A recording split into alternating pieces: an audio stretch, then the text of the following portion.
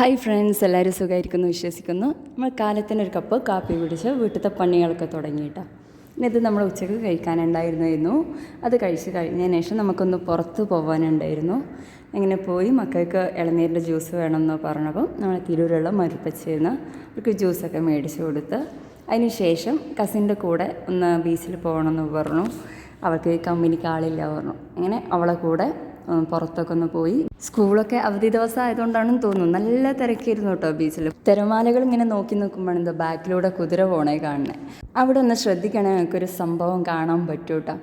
ഒരാളോട് എൻ്റെ വീഡിയോ എടുത്തുതരാൻ പറ്റുമോ എന്ന് ചോദിച്ചപ്പോൾ എടുത്തുതന്ന വീഡിയോ ആണിത്. അതും പറഞ്ഞുകൊണ്ടിരിക്കുമ്പോൾ തന്നെ നേരത്തെ പോയ കുതിര വേറൊരു കുട്ടീനെയും പുറത്ത് വെച്ച് ഇങ്ങോട്ട് തന്നെ തിരിച്ചു വരുന്നു. പിന്നെ വള്ളങ്ങളിങ്ങനെ പോകുന്നൊക്കെ ഉണ്ടായിരുന്നു. എനിക്ക് ഭയങ്കര ഇഷ്ടമായി ഈ സീന്. പിന്നെ കസിൻ്റെ കുട്ടീനെ നിലത്തിറക്കി പിന്നെ അവളെ പിന്നാലെ ഞങ്ങൾ ഓട്ടം.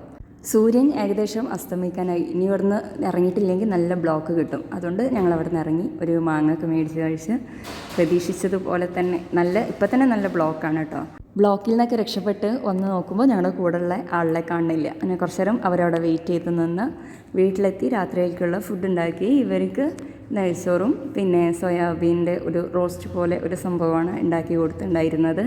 പിന്നെ ഞങ്ങളിരുന്ന് ഭക്ഷണം കഴിച്ച് എനിക്ക് തണ്ണിമത്തനായിരുന്നു കഴിക്കാനുണ്ടായിരുന്നത്. ഇത്രയേ ഉള്ളൂ. വീഡിയോ ഇഷ്ടമായാലും നിങ്ങൾ സപ്പോർട്ട് ചെയ്യുക. വീഡിയോ കണ്ടതിന് താങ്ക് യു.